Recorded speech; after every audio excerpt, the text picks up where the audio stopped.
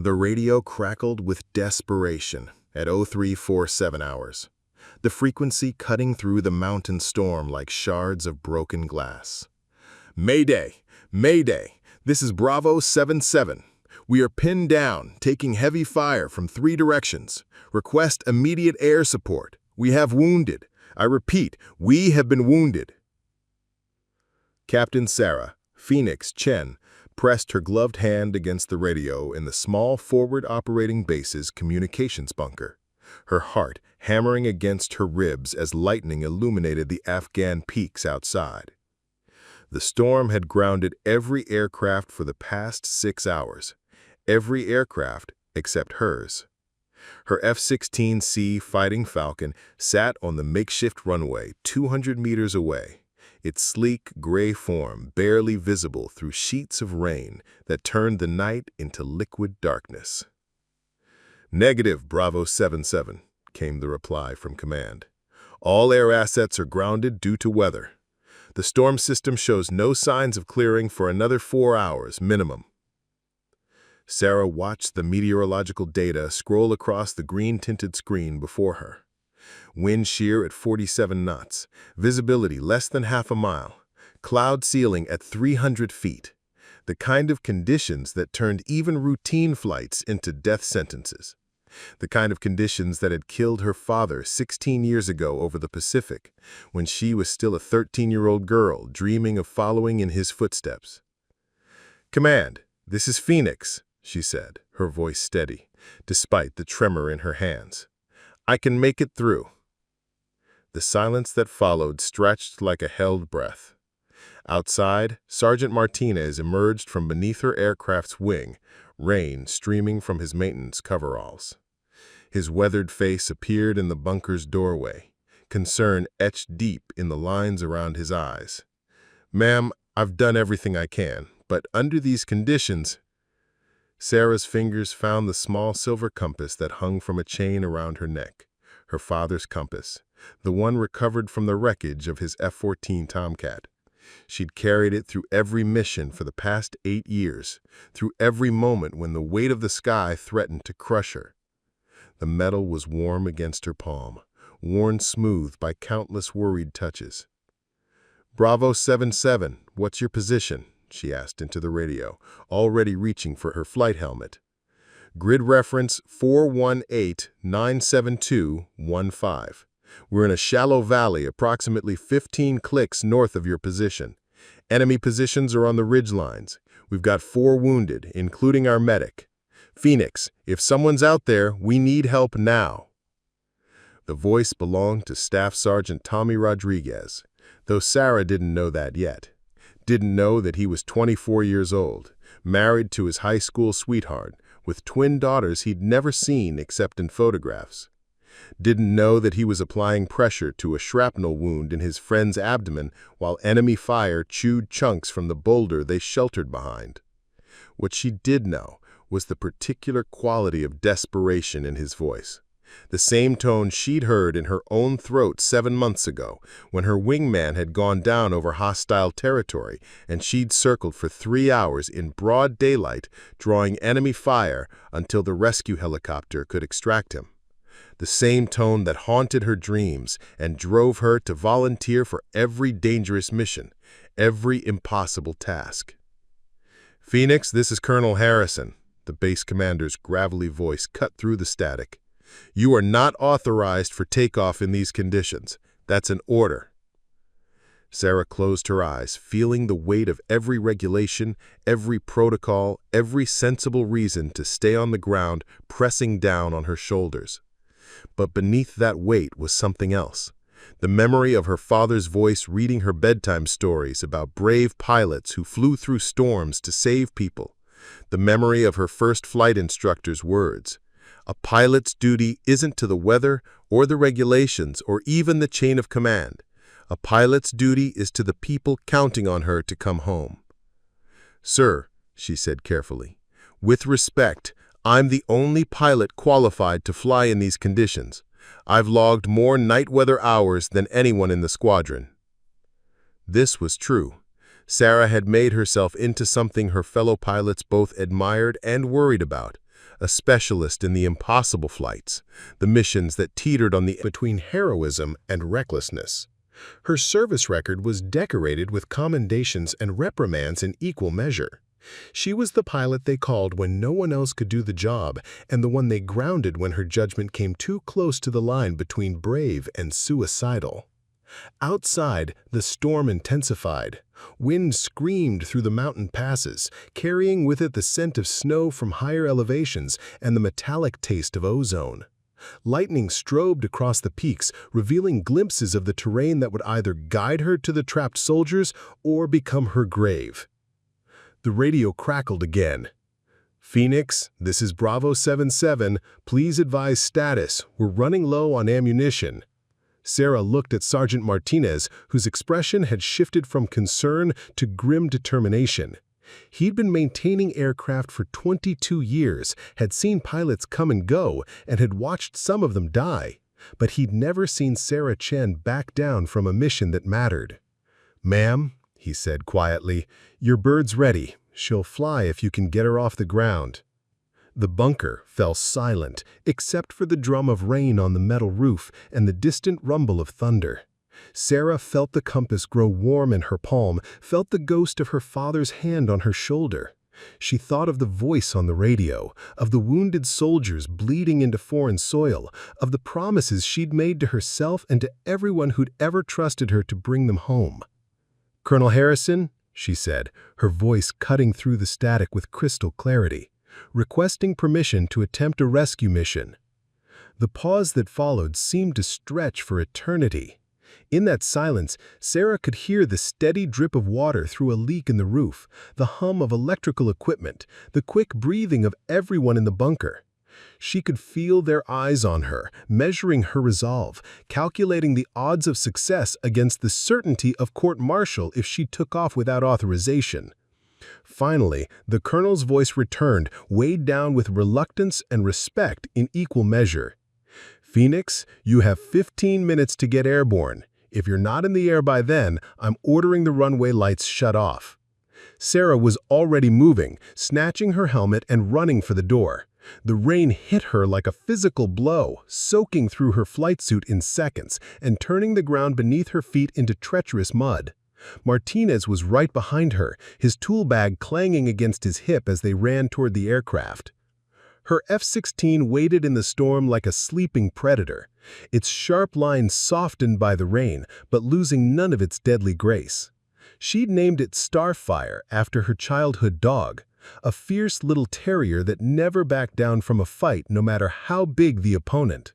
The name was painted in small red letters beneath the canopy rail, barely visible unless you knew where to look. "Pre-flight's complete, ma'am," Martinez shouted over the wind as they reached the aircraft. "I've checked everything twice. She's as ready as she's going to be." Sarah pulled on her helmet, feeling the familiar weight settle around her head. The visor immediately began fogging from her breath in the cold air. She climbed the ladder to the cockpit, her boots slipping on the wet metal rungs, and settled into the ejection seat that had become as familiar as her own skin. The cockpit came alive around her as she began the startup sequence, instruments glowing green and amber in the darkness. Outside, lightning illuminated the runway, a narrow strip of concrete that ended at a cliff face, leaving no margin for error on takeoff. The wind was gusting from multiple directions, turning what should have been a simple departure into a deadly puzzle of vectors and timing. "Tower, this is Phoenix requesting clearance for takeoff." Phoenix Tower. Winds are variable at 45 to 55 knots, gusting to 70. Visibility is a quarter mile in heavy rain. Advised approach is... There is no advised approach. You're on your own out there. Sarah's hands moved over the controls with practiced precision, each switch and button as familiar as the keys of a piano. The engine spooled up behind her, 30,000 pounds of thrust waiting to hurl her into the storm. The radar showed nothing but weather returns, a wall of green and yellow that stretched from the ground to 40,000 feet. "Bravo 77, this is Phoenix. We can hear jet engines. Please advise." She keyed her radio. "Bravo 77 Phoenix is airborne in 5 minutes. Hold your position and mark your location with strobes if you have them." "Roger, Phoenix, we'll light up everything we've got." Sarah looked out at the runway one last time, water streaming down her canopy in rivulets that distorted the lights into abstract patterns. Somewhere in that storm, soldiers were bleeding and dying, counting on her to thread the needle between impossible weather and hostile fire. Somewhere in her memory, her father's voice whispered the pilot's prayer. "Give me the skill to succeed and the wisdom to know when to turn back." But tonight, turning back wasn't an option. She pushed the throttle forward, felt Starfire surge against the brakes like a thoroughbred at the starting gate. Lightning flashed again, closer this time, and she could smell ozone even through the aircraft's environmental system. The compass around her neck seemed to pulse with warmth, and for just a moment she could swear she felt her father's presence in the cockpit beside her. "Phoenix, you are cleared for takeoff. Godspeed." Sarah released the brakes and felt the world compress into a tunnel of speed and light and sound. The runway markers flashed past in a blur of white and red. A Starfire accelerated toward takeoff speed, toward the wall of storm clouds that waited beyond the end of the concrete. At rotation speed, she pulled back on the stick and felt the aircraft leap into the air, trading the solid earth for the chaos of wind and rain and lightning that would either carry her to the trapped soldiers or claim her as the storm's latest victim. As the landing gear retracted and the ground fell away below her, Sarah Chen disappeared into the darkness, becoming one with the tempest that had grounded every other pilot in the theater. Behind her, the lights of the base faded into the storm, and ahead lay only the unknown. 15 kilometers of hostile territory, enemy fire, and weather that could kill her before she ever reached the soldiers who needed her help. But she was flying, and that was what mattered. She was flying toward the sound of desperate voices and the flash of signal strobes, carrying with her all the hopes and fears and desperate prayers of everyone who had ever needed help from the sky. The storm closed around her like a living thing, and Phoenix disappeared into its heart. Sarah's day had begun 12 hours earlier in the pre-dawn darkness of her small quarters, where she'd awakened from the same dream that had haunted her sleep for 16 years. In the dream, she was always 13 again, standing at the window of their base housing in Pensacola, watching search and rescue helicopters disappear into storm clouds that stretched to the horizon. Her father's voice echoed from the kitchen where he made pancakes every Sunday morning, but when she turned to call him, the house was empty and the helicopters never came back. She'd learned to wake up before the dream reached its ending, before the Navy chaplain knocked on their door with news that would reshape her world into before and after. But the feeling always lingered, that sense of something important slipping away just beyond her ability to grasp or save it. Her morning routine was precise as a flight checklist. Coffee black and strong enough to strip paint, exactly the way her father had taught her to make it when she was 10 years old and thought staying up late with the grown-ups made her special. 30 minutes of physical training, alternating between cardio and strength depending on the day of the week. Shower, uniform, and 15 minutes studying weather patterns and intelligence reports while eating a breakfast that was more fuel than food. The other pilots in the squadron had learned not to interpret Sarah's intensity as unfriendliness. She laughed at their jokes, bought rounds at the officers' club, and had pulled every one of them out of at least one dangerous situation. But there was always a distance, a sense that some essential part of her remained locked away behind walls built from loss and responsibility. "You know what your problem is, Phoenix?" Captain Jake Maverick Thompson had said to her 6 months ago after she'd volunteered for her 4th consecutive high-risk mission. They were sitting in the briefing room after hours, the base quiet around them except for the distant hum of generators and the occasional footstep of security patrols. "I wasn't aware I had a problem," Sarah had replied, not looking up from the mission parameters she was reviewing for the 3rd time. Jake leaned back in his chair, studying her with the kind of careful attention that made him a good wingman and an insufferable friend. "You fly like you're trying to save everyone who ever died in a cockpit. Like if you just push hard enough, take enough risks, maybe you can balance some cosmic ledger." Sarah's hand had moved instinctively to the compass at her throat. "I fly like I'm trained to fly." "No, Jake said quietly. "You fly like you're trying to prove something. The question is whether you're trying to prove it to the rest of us or to him." She'd left the briefing room without answering, but the words had followed her through the weeks since then. They echoed in her mind during every pre-flight inspection, every weather briefing, every moment when she had to choose between the safe option and the one that might save lives. Jake wasn't wrong. She could feel the weight of her father's memory in every decision, the constant pressure to be worthy of the sacrifice he'd made and the legacy he'd left behind. The truth was more complicated than Jake understood. Sarah didn't fly dangerous missions to prove anything to her father's ghost. She flew them because she'd learned, in the hardest way possible, that sometimes the people you love disappear into storms and never come home. And if she could prevent that from happening to someone else, if she could be the pilot who showed up when everyone else had given up, then maybe the mathematics of loss could be rebalanced, one mission at a time. Her father, Commander David Chen, had been the kind of pilot who inspired legends and worried commanding officers in equal measure. He'd flown F-14 Tomcats with a precision that bordered on the supernatural, could thread the needle between impossible weather conditions and bring his aircraft home with systems failing and engines flaming out. But he'd also been the father who taught her to change the oil in their old Mustang convertible, who read her bedtime stories about brave aviators and far-off places, who never missed a school play or soccer game despite the demands of military life. The night he died, Sarah had been practicing piano in the living room while her mother graded papers at the kitchen table. The call had come at 21:30 hours. A routine training flight over the Gulf of Mexico had encountered an unexpected storm system. Commander Chen's aircraft had experienced engine failure in severe weather conditions.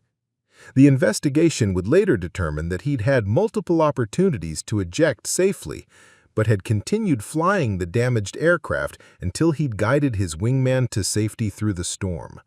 By then, his own ejection window had closed. They'd found pieces of his F-14 scattered across 20 square miles of ocean. The ejection seat had never been activated. Sarah's mother had remarried 3 years later to a kind man who taught high school mathematics and tried his best to fill the role of stepfather to a teenager who spent every free moment at the local airport, washing planes in exchange for flight lessons. He'd driven her to her first solo flight, had cheered when she graduated from the Air Force Academy, had walked her down the aisle when she'd married her college boyfriend in a ceremony that lasted exactly 18 months before the demands of military life pulled them apart. The divorce had been amicable and inevitable. Ryan was a good man who deserved a wife who didn't disappear into the cockpit of a fighter jet for months at a time, who didn't wake up nightmares about storms and crashes and voices on the radio calling for help that never came. He'd asked her once, during one of their last conversations as husband and wife, whether she thought she'd ever be able to love anything as much as she loved flying. "It's not about loving flying," she'd tried to explain. "It's about what flying means. It's about being there when someone needs help." "And what about when I need help?" Ryan had asked. "What about when I need you to be here, not 10,000 miles away playing hero?" She hadn't had an answer for him then, and she still didn't now. The truth was that being needed by strangers in desperate situations felt more real, more urgent than the quiet domestic needs of everyday life. The voices on the radio, frightened, desperate, counting on her to appear out of nowhere with salvation under her wings, they called to something deep in her soul that had been awakened the night her father flew into a storm and never came home. In the years since the divorce, Sarah had perfected the art of being alone. Her quarters were spartanly furnished, a bed, a desk, a small television she rarely watched, and walls covered with photographs from her various deployments.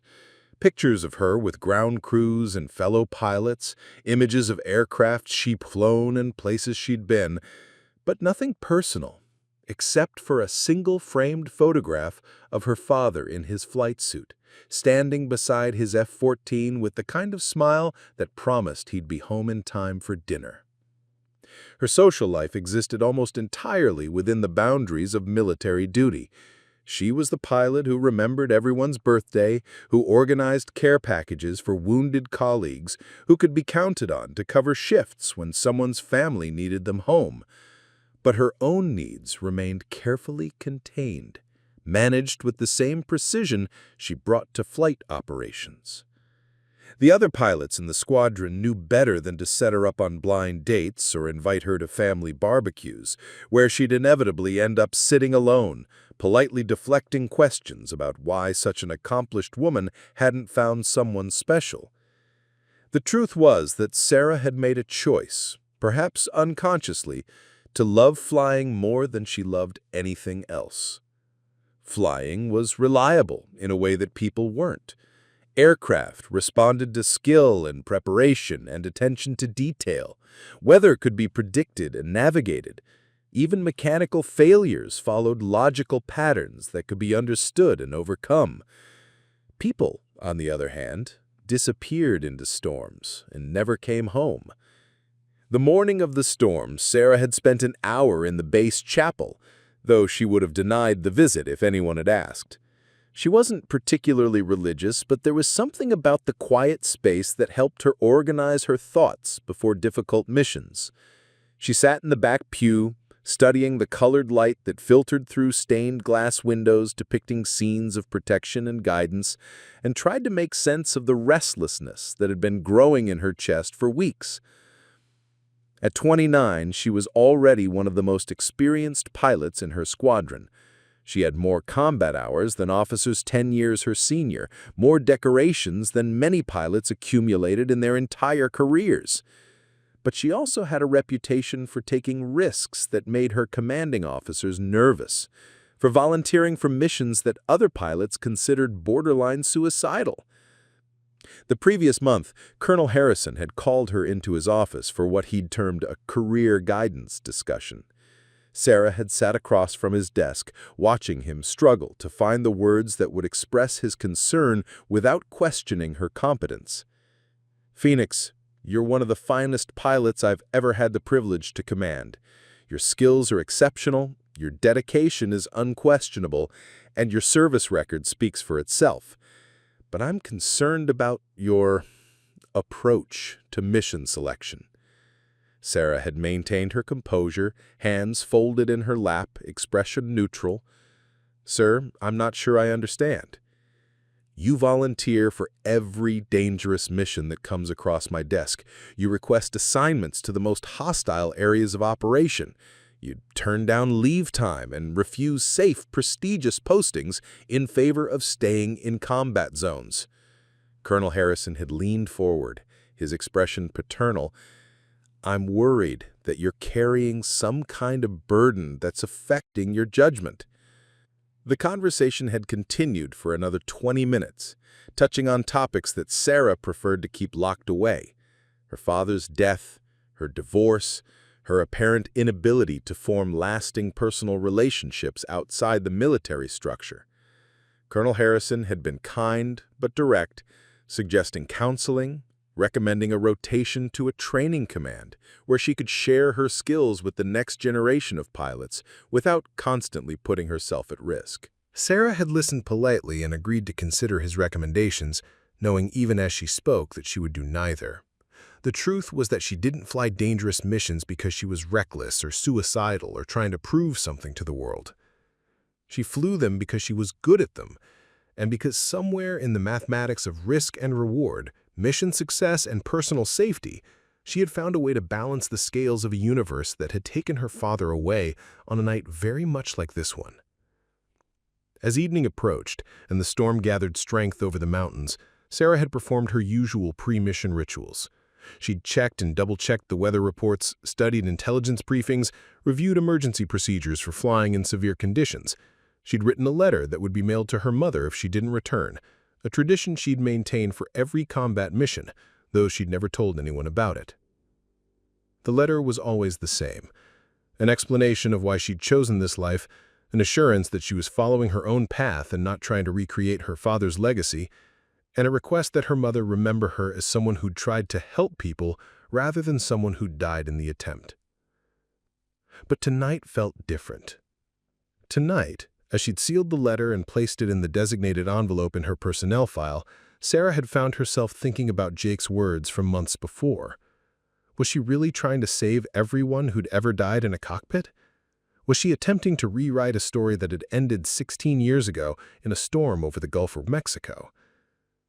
The questions had no comfortable answers, and Sarah had pushed them aside as she'd prepared for what she'd assumed would be a quiet evening of equipment maintenance and mission planning. The storm had been forecast for hours, and standard operating procedures called for all aircraft to remain grounded until conditions improved. But then the radio had crackled with desperation, and suddenly the evening had transformed from routine to extraordinary, from safe to potentially deadly. And as Sarah had run through the rain toward her F-16, her father's compass warm against her chest, she'd realized that this was the moment she'd been preparing for all her life, not just as a pilot, but as his daughter. The moment when someone else's father might not come home from a storm unless she was willing to fly into it and bring him back herself. The F-16 climbed through layers of storm clouds like a silver bullet piercing sheets of black silk, each stratum of weather bringing new challenges that tested the limits of both aircraft and pilot. At 3,000 feet, Sarah encountered the first wall of wind shear, invisible rivers of air moving in different directions that grabbed Starfire and tried to flip her onto her back. She fought the controls, feeling the aircraft buck and twist beneath her hands, her stomach dropping as they hit pockets of turbulence that felt like falling off cliffs.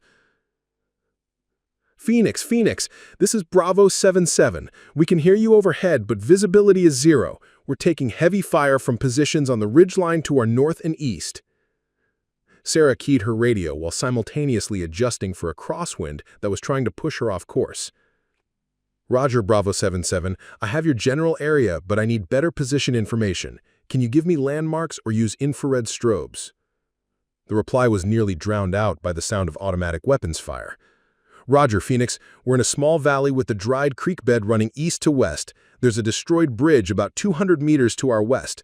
We've got infrared strobes marking our position now. Sarah switched to her targeting pod's infrared camera and began scanning the terrain below. The storm made everything look like a gray-green soup, with heat signatures blurred by rain and wind. She was flying at 200 feet above ground level, low enough to see details, but high enough to avoid most of the small arms fire, she hoped. Lightning exploded around her aircraft, so close she could smell the ozone through the environmental systems. The electrical discharge temporarily blinded her night vision and sent static crackling through every radio frequency. For 30 seconds, she was flying blind through a storm that could tear her apart, guided only by instruments and instinct.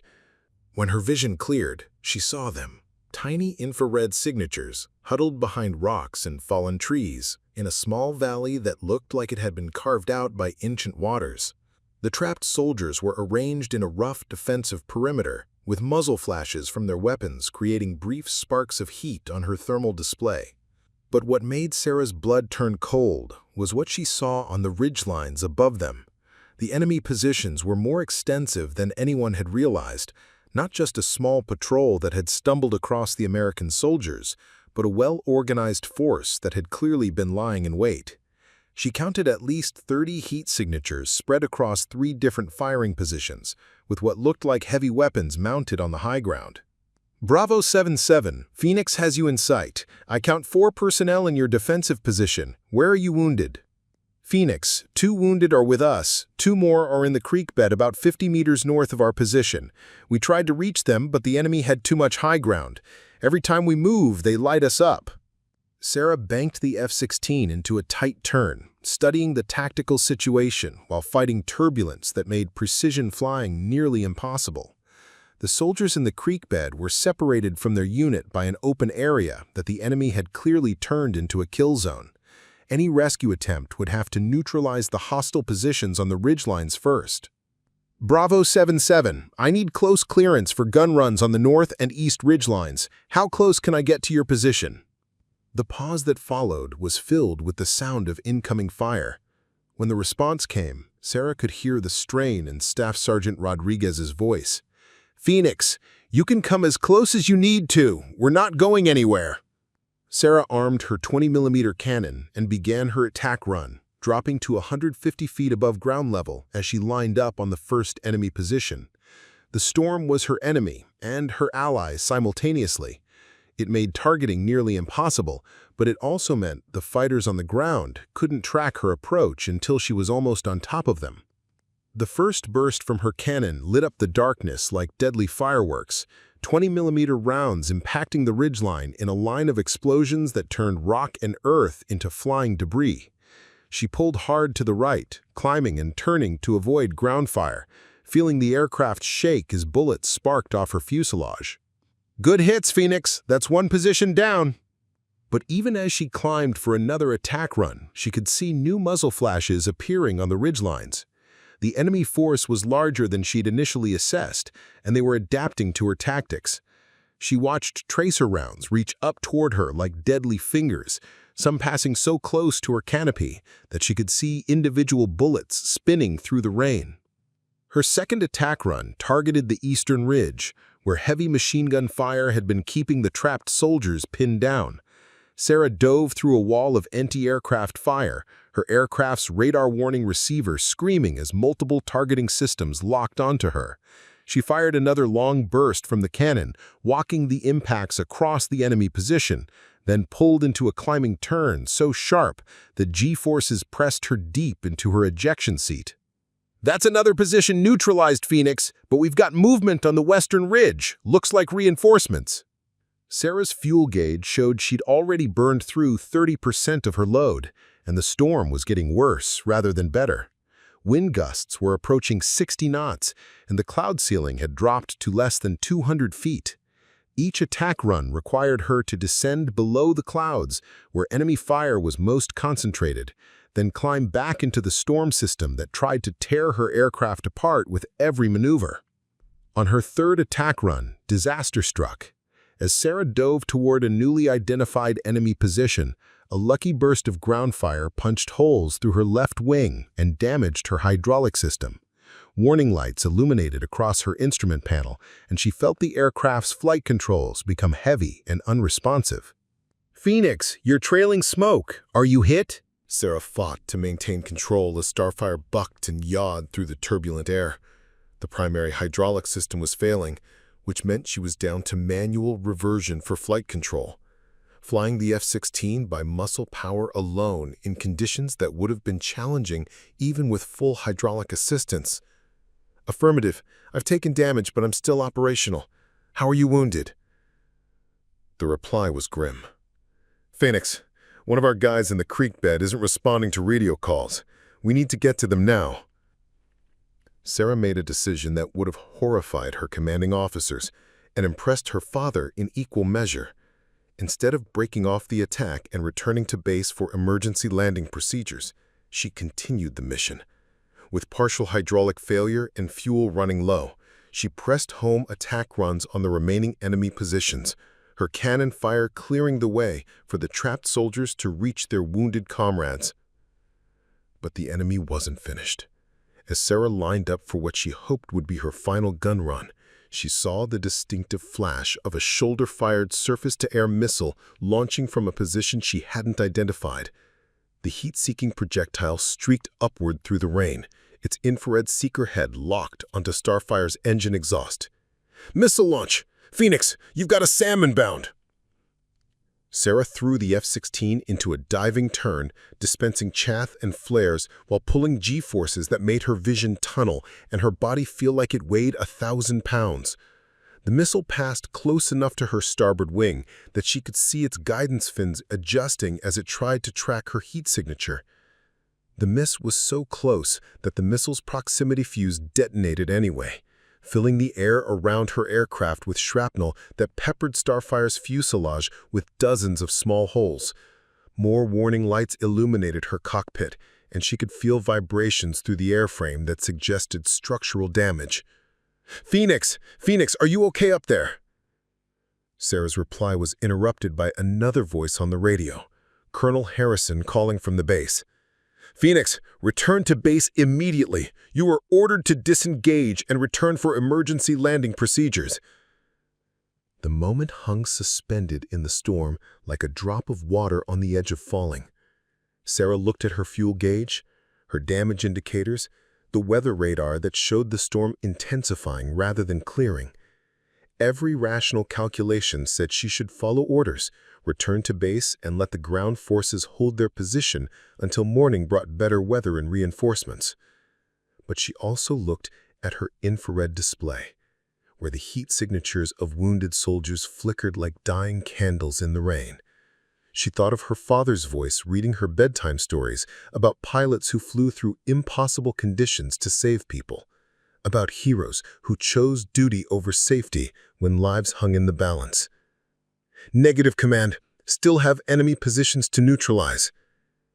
Colonel Harrison's response crackled with static and frustration.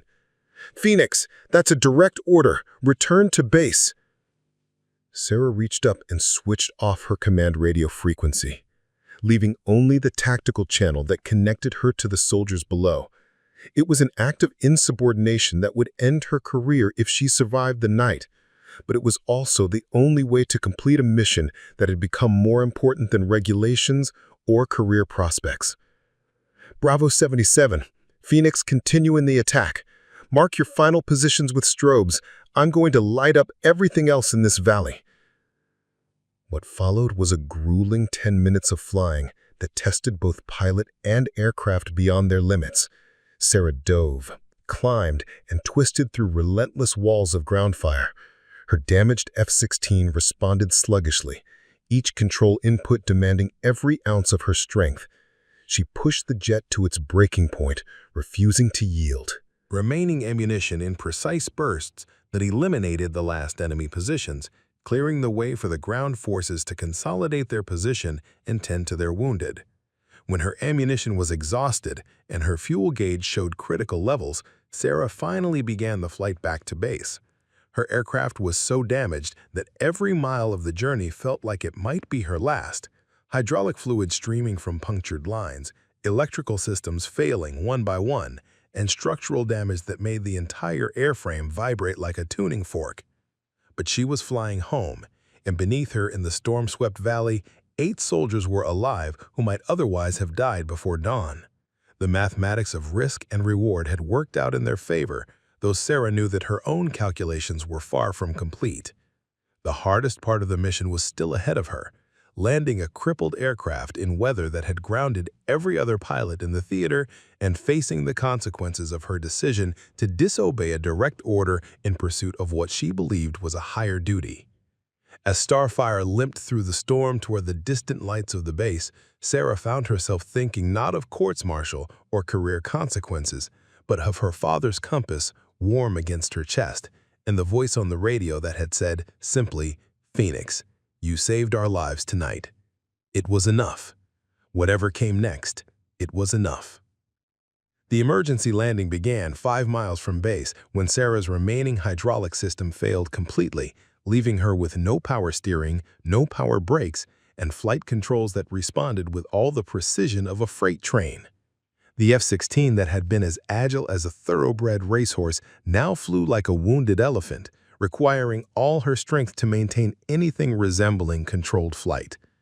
"Tower, Phoenix declaring emergency. I have complete hydraulic failure, battle damage, and approximately 8 minutes of fuel remaining, requesting emergency approach and crash recovery standing by." The reply came not from the tower controller, but from Colonel Harrison himself. "Phoenix, Tower, we have crash trucks and medical standing by. The runway is cleared and approach lights are at maximum intensity. Can you maintain controlled flight?" Sarah grunted as she muscled the stick to counter a wind gust that tried to flip the aircraft inverted. Sweat beaded on her forehead despite the cockpit's cold air, and her arms were beginning to shake from the physical effort of flying without power assistance. "Tower, I have control, but it's marginal. I'm going to need the full length of the runway and probably the overrun area too." What followed was the longest 5-minute flight of Sarah's life. Each second stretched like an hour as she fought to keep Starfire aligned with the runway approach, compensating for crosswinds that grabbed the damaged aircraft and tried to slam it into the mountainside. The rain had intensified, turning the windscreen into a waterfall that made the runway lights blur into abstract smears of color. 2 miles out, she could see the emergency vehicles lined up along the runway, fire trucks with their red lights flashing, ambulances waiting for casualties, and the crash recovery crane that would be needed if she didn't make it to the ground in one piece. The sight should have been reassuring, but instead it reminded her of another night 16 years ago when similar vehicles had waited uselessly for an aircraft that would never come home. "Phoenix, you're slightly left of centerline and looking good for approach. The wind is now gusting to 65 knots from the northwest." Sarah keyed her mic with a thumb that was cramping from gripping the stick so tightly. "Roger, Tower. I'm fighting to maintain course. If I go off the runway, tell everyone to stay clear. I've got live ammunition aboard." This wasn't entirely true. She had expended all her cannon rounds over the target area, but it would keep the rescue personnel at a safe distance if the landing went badly. The last thing she wanted was to endanger the people trying to help her. At 1 mile out, disaster struck again. A massive wind shear caught the F-16 and dropped it 200 feet in the space of 3 seconds, the kind of sudden altitude loss that would have been recoverable in a fully functional aircraft, but felt like a death sentence in her crippled fighter. Sarah pulled back on the stick with everything she had, feeling the aircraft shudder and groan as it clawed back toward the glide path. "Phoenix, you're well below the glide path. Altitude, altitude." The ground rushed up to meet her, dark shapes of buildings and vehicles growing larger with terrifying speed. Sarah could see individual people running away from the runway, their faces turned upward toward the aircraft that was about to become a fireball in their midst. She thought of her father's last moments, wondering if he'd experienced the same mixture of determination and terror as his damaged F-14 fell toward the Gulf of Mexico. But somehow, impossibly, Starfire leveled out just 50 feet above the runway threshold. Sarah felt the aircraft's wheels kiss the concrete with a thump that rattled her teeth, then immediately felt the nose wheel collapse under the stress of the damaged landing gear system. The F-16 skidded down the runway in a shower of sparks and screaming metal, veering left toward the emergency vehicles before finally grinding to a stop just short of the overrun area. For a moment, the only sound was the tick of cooling metal and the drumbeat of rain on the cockpit canopy. Sarah sat, motionless in her ejection seat, hands still gripping the controls, hardly believing she was alive and on the ground. Then the emergency crews surrounded her aircraft, foam spraying from fire trucks and medical personnel running toward the cockpit with ladders and rescue equipment. She shut down the engine and began the post-flight checklist from memory, her hands moving automatically through procedures that seemed surreal after what she'd just survived. It wasn't until Sergeant Martinez appeared at the top of the crew ladder, his weathered face split by a grin that could have powered the base for a week, that the reality of her situation truly hit her. "Ma'am, that was either the finest piece of flying I've ever seen or the craziest. I'm not sure which." Sarah pulled off her helmet, feeling her sweat-soaked hair stick to her scalp. "Martinez, how bad is she?" The crew chief's expression grew serious as he helped her climb out of the cockpit. "Ma'am, I've been working on fighters for 22 years, and I've never seen an aircraft take this much damage and still fly. You've got 47 holes in the fuselage, complete hydraulic failure, partial electrical failure, collapsed nose gear, and what looks like significant structural damage to the port wing. By all rights, this bird should have fallen out of the sky an hour ago." As Sarah's feet touched the ground, she felt her legs nearly buckle from a combination of physical exhaustion and emotional relief. Colonel Harrison was striding toward her through the rain, his expression unreadable in the flashing lights of the emergency vehicles. Behind him came Dr. Sarah Morrison, the base flight surgeon, carrying her medical bag and wearing the kind of concerned expression that meant Sarah was about to be grounded pending a full medical evaluation. "Captain Chen," Colonel Harrison said, his voice cutting through the noise of the rescue operation. "That was either the most magnificent display of airmanship I've ever witnessed or the most flagrant violation of direct orders in my 30 years of command, possibly both." Sarah straightened to attention despite her exhaustion, rainwater streaming from her flight suit. "Sir, mission accomplished. All 8 soldiers are alive and accounted for."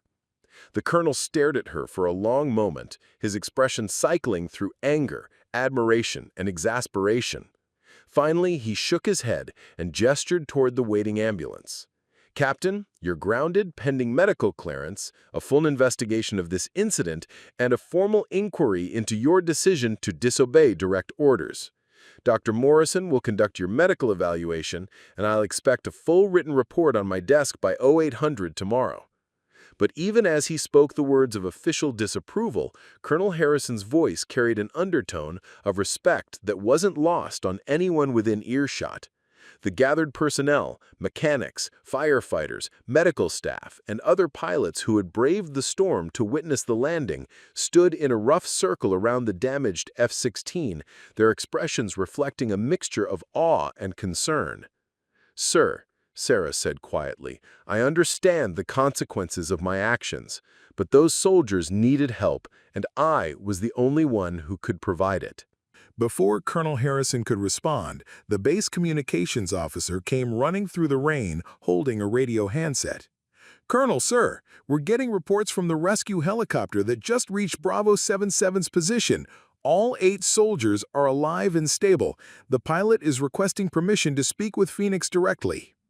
Colonel Harrison took the handset, his expression softening slightly. "This is Colonel Harrison. Go ahead." The voice that crackled through the radio was tired, but grateful. "Colonel, this is Chief Warrant Officer Martinez with Dustoff 77. I want you to know that without Phoenix's intervention tonight, we would have been recovering bodies instead of wounded soldiers. The enemy positions she neutralized were extensive and well-coordinated. Without air support, those boys didn't have a chance." Sarah felt something tight in her chest begin to loosen. The mission had been successful, not just in terms of neutralizing enemy forces, but in terms of the human cost that had been prevented. 8 soldiers would go home to their families instead of being shipped home in flag-draped coffins.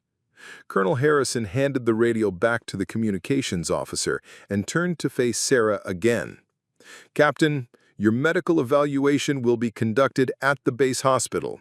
Dr. Morrison will determine if you sustained any injuries during the mission. After that, we'll debrief the operation and discuss the circumstances surrounding your decision to continue the mission against direct orders." Dr. Morrison stepped forward, her medical bag in one hand and a blanket in the other. "Captain Chen, you need to get out of this rain and let me check you over. You've been through significant physical stress tonight, and I want to make sure there are no hidden injuries." As they walked toward the waiting ambulance, Sarah found herself surrounded by members of the ground crew and emergency response team. These were people who had seen countless aircraft land in various states of distress, who had pulled pilots from wrecked fighters and burning helicopters. But something about tonight's mission had affected them differently.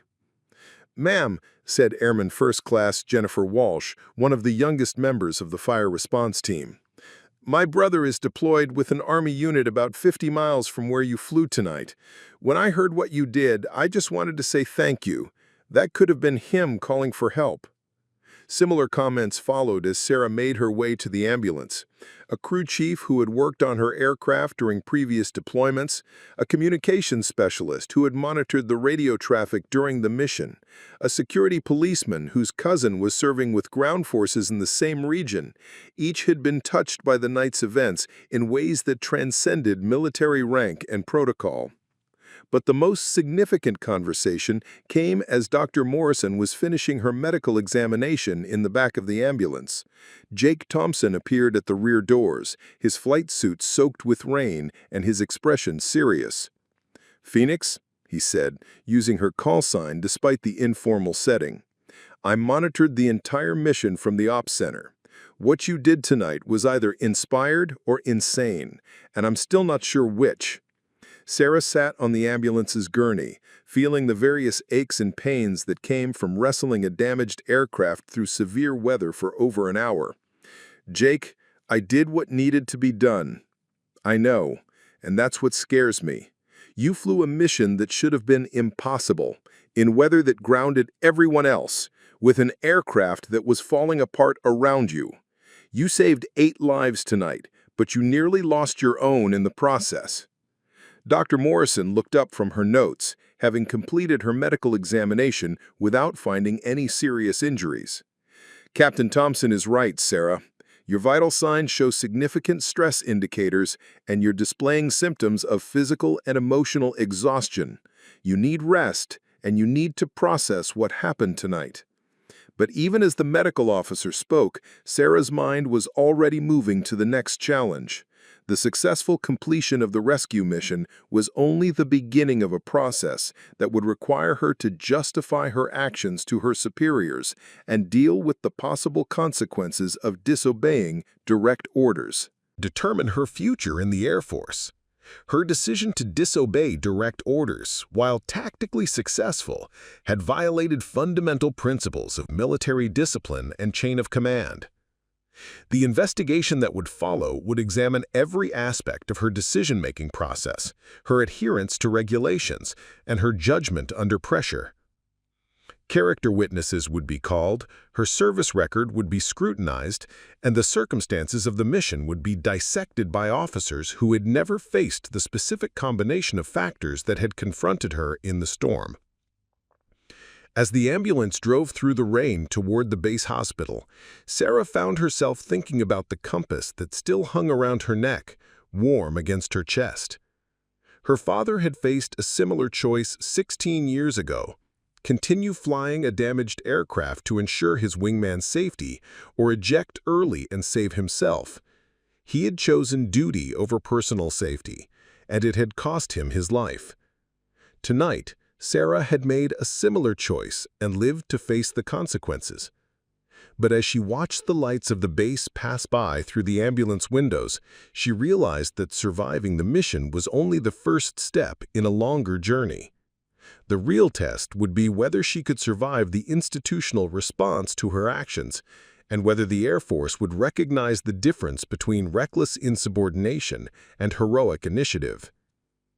The storm was beginning to clear, but Sarah's personal weather forecast remained decidedly uncertain. The formal inquiry began 3 days later in Conference Room C of the base headquarters building, a sterile space with fluorescent lighting that cast everything in harsh, unforgiving clarity. Sarah sat at a small table facing a panel of 3 officers: Colonel Harrison, Lieutenant Colonel Patricia Webb from the Judge Advocate General's office, and Major General Robert Morrison, who had flown in from Air Force headquarters specifically to review her case. The walls were lined with the standard military decorations: flags, unit citations, photographs of aircraft and personnel. But Sarah's attention was drawn to a single framed photograph on Colonel Harrison's side of the table. It showed a younger version of himself standing beside an F-4 Phantom, squinting into desert sunlight with the kind of confidence that came from surviving combat missions in Vietnam. "Captain Chen," General Morrison began, his voice carrying the authority of 35 years of military service, "you are here to account for your actions on the night of October 15th, when you disobeyed a direct order to return to base and continued a combat mission in severe weather conditions. Do you understand the gravity of these charges?" Sarah had spent the previous 3 days in what amounted to administrative limbo, grounded from flying duty, restricted to base, and subjected to multiple interviews by investigators who dissected every moment of the mission with the thoroughness of forensic scientists. She had written and rewritten her formal report, each version attempting to capture not just the facts of what had happened, but the reasoning behind decisions that had been made in seconds under extreme pressure. "Yes, sir. I understand the charges, and I take full responsibility for my actions." Lieutenant Colonel Webb consulted her notes, her expression neutral and professional. "Captain, your service record shows a pattern of volunteering for high-risk missions and pushing operational boundaries. The investigating team has interviewed your squadron mates, your commanding officers, and the personnel involved in this specific mission. Their testimony presents a complex picture of an officer whose courage is matched by her willingness to operate outside established protocols. Preparing and narrating this type of story took us long efforts and hard work, so if you are enjoying the story, please consider subscribing to our channel." Sarah felt a familiar weight settle in her chest, the same sensation she had experienced as a child when called to the principal's office, or as a cadet when facing disciplinary action for bending rules she considered unnecessarily restrictive. But this time, the stakes were her entire career, her identity as a pilot, and her ability to continue the work that had defined her adult life. "Ma'am, I've never compromised safety or mission effectiveness by operating outside protocols. My actions on October 15th were calculated risks taken in response to extraordinary circumstances." General Morrison leaned forward, his gray eyes studying Sarah with the intensity of someone who had made similar life-and-death decisions under pressure. "Captain, 8 soldiers are alive today because of your actions. That is not in dispute. However, military effectiveness depends on discipline and adherence to the chain of command. When officers decide independently which orders to follow and which to ignore, the entire structure of military authority is threatened." The hearing continued for 2 hours, with Sarah answering questions about her decision-making process, her assessment of the tactical situation, and her evaluation of the risks involved in continuing the mission. She spoke about weather conditions, aircraft capabilities, ammunition expenditure, and fuel consumption with the precision of an engineer presenting technical data. But the deeper questions, about motivation, about the psychological factors that had driven her to take such extreme risks, were more difficult to answer. How could she explain the weight of her father's memory without sounding like she was making excuses? How could she describe the pull she felt toward dangerous missions without appearing unstable or suicidal? "Captain Chen," Colonel Harrison said during a brief recess when they were alone in the conference room, "I want you to understand something. The outcome of this hearing isn't predetermined. Your actions saved lives, and that matters. But they also violated direct orders, and that matters too. What happens next depends on how honestly you can explain why you made the choices you made." Sarah looked out the window at the flight line, where mechanics were working on aircraft that would carry other pilots on other missions. The sight filled her with a longing so intense it was almost physical. The need to be back in a cockpit, back in the sky where problems had clear solutions, and success was measured in missions accomplished rather than regulations followed. "Sir, I became a pilot because I wanted to help people. Every time I've pushed boundaries or taken risks, it's been because someone needed help and I was in a position to provide it. I know that's not always consistent with military discipline, but it's who I am." When the hearing resumed, the tone shifted from interrogation to something more like evaluation. General Morrison began asking questions about Sarah's long-term career goals, her views on leadership and responsibility, and her understanding of how individual initiative needed to be balanced with institutional requirements. "Captain, hypothetically speaking, if you were placed in an identical situation tomorrow, trapped soldiers, severe weather, direct orders to return to base, what would you do?" The question hung in the air like a challenge. Sarah knew that her answer would largely determine the outcome of the hearing, and that there was a correct response that would demonstrate her acceptance of military authority and her commitment to following orders regardless of circumstances. But she knew that lying would be worse than any punishment they could impose. "Sir, I became a pilot because I wanted to help people. Every time I've pushed boundaries or taken risks, it's been because someone needed help and I was in a position to provide it. I know that's not always consistent with military discipline, but it's who I am." Lieutenant Colonel Webb made a note in her file, her expression giving away nothing. General Morrison exchanged glances with Colonel Harrison, and Sarah thought she saw something like approval in the older officer's eyes. The hearing concluded with General Morrison's announcement that a decision would be rendered within 48 hours, after the panel had time to review all testimony and evidence. Sarah was dismissed with instructions to remain available for further questions and to continue her restriction to base activities. The waiting was the hardest part. For 2 days, Sarah existed in a state of suspended animation, able to fly, unable to plan for the future, unable to do anything but contemplate the possible endings to a career that had defined her identity for more than a decade. She spent hours walking the perimeter of the base, thinking about her father and the choices that had shaped both their lives. On the second morning, Jake Thompson found her in the base chapel, sitting in the same back pew where she'd spent time before the fateful mission. The colored light filtering through stained glass windows seemed less comforting now, more like a reminder of judgment and accountability. "Phoenix," he said, sliding into the pew beside her. "I wanted you to know that 38 pilots from the squadron submitted letters to the review board asking them to consider your overall service record rather than just this one incident." Sarah felt a tightness in her throat that had nothing to do with the chapel's incense-scented air. "Jake, you didn't need to do that." "Yes, we did. Because what you did wasn't about disobeying orders. It was about being the kind of pilot the rest of us hope we'd have the courage to be when everything goes to hell." The conversation was interrupted by Airman Walsh, the young firefighter who had thanked Sarah after the mission.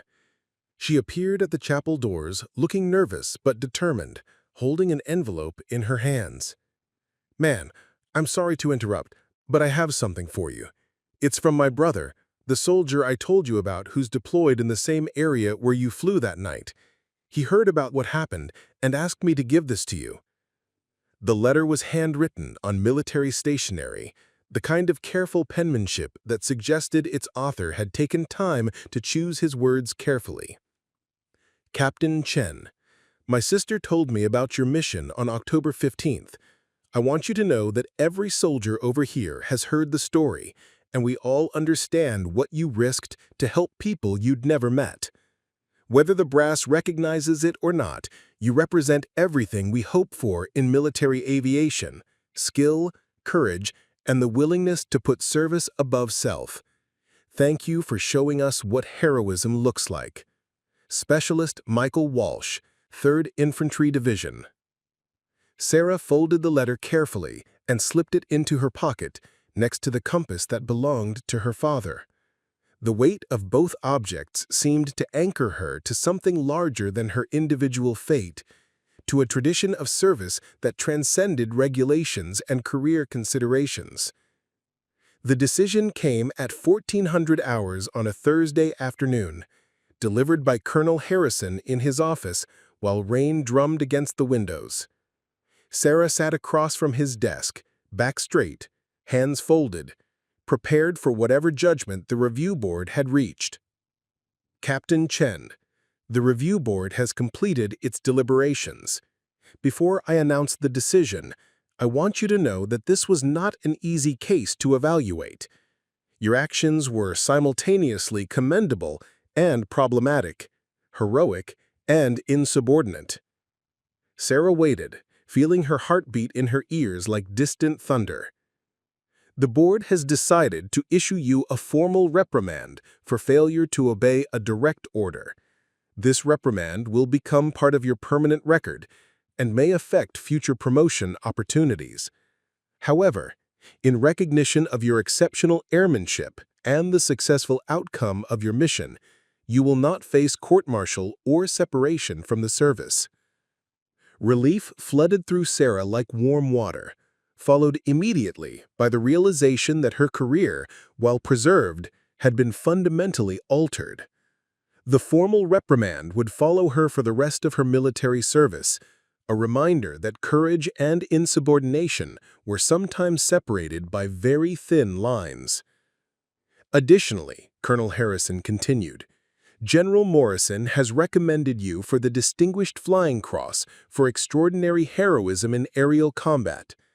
The decoration will cite your willingness to risk your life under extreme conditions to save fellow service members.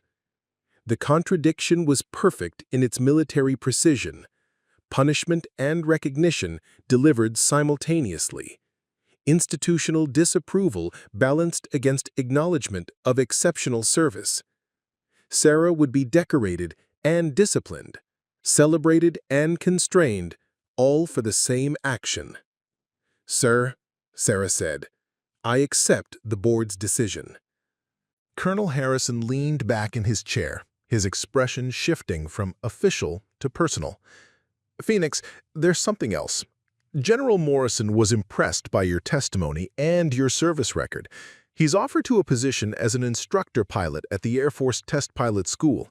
It would mean a promotion to major and the opportunity to train the next generation of pilots in high-performance aircraft operations."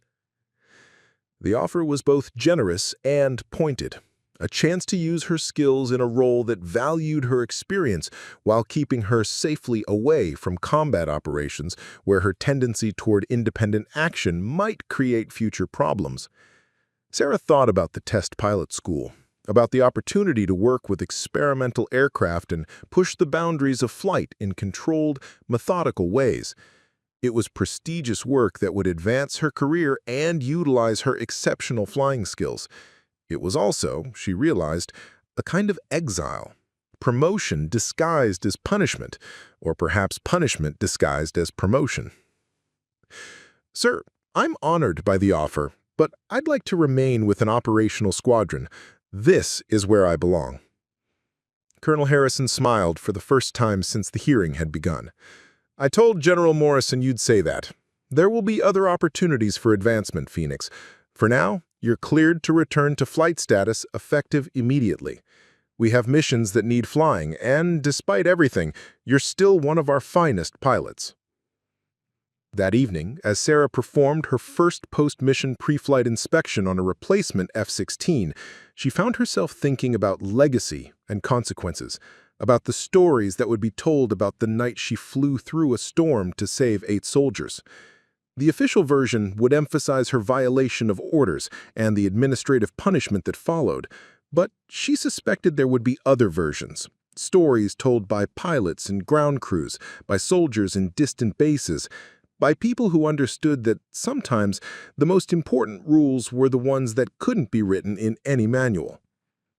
Sergeant Martinez appeared beside her as she completed the inspection, his weathered face creased by the kind of smile that suggested pride mixed with relief.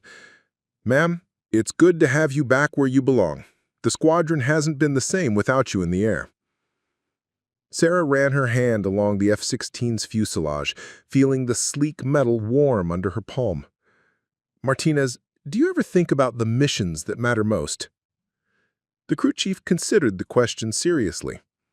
"Ma'am, I've been working on fighters for more than 2 decades, and I've learned that the missions that matter most are usually the ones that don't make it into the official reports.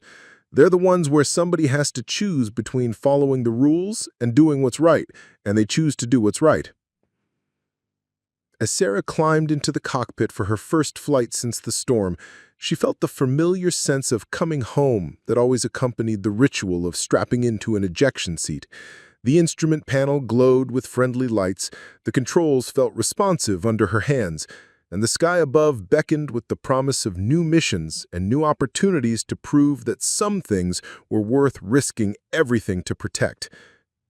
The compass around her neck had grown warm, and for just a moment, Sarah could swear she felt her father's presence in the cockpit beside her, not as a ghost or memory, but as a reminder that the best legacies weren't carved in stone or written in official records, but lived on in the actions of those who chose service over safety, courage over comfort.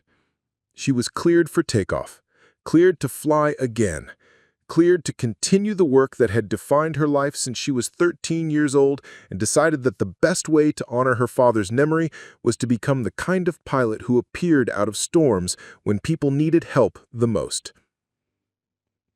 6 months later, the letter arrived on a Tuesday morning in April, delivered by the base postal service along with the usual collection of official correspondence and squadron newsletters.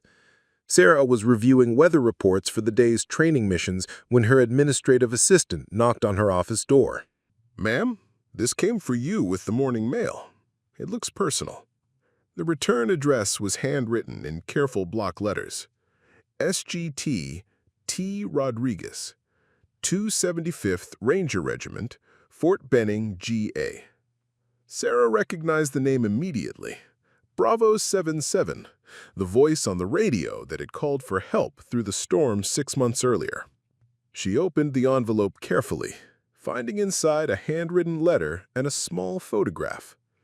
The picture showed 8 men in combat gear, all smiling despite obvious signs of recent medical treatment.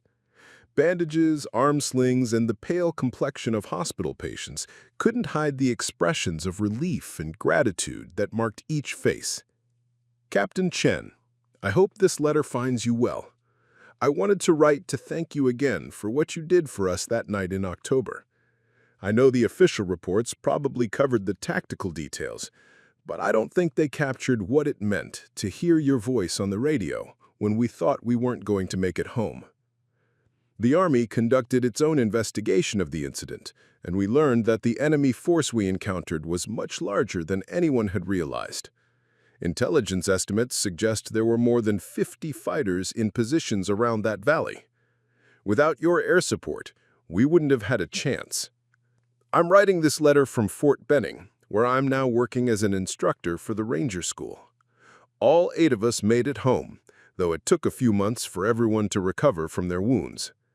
I thought you'd want to know that Private Johnson, who was unconscious in the creek bed when you were flying overhead, made a full recovery and just got engaged to his girlfriend from college.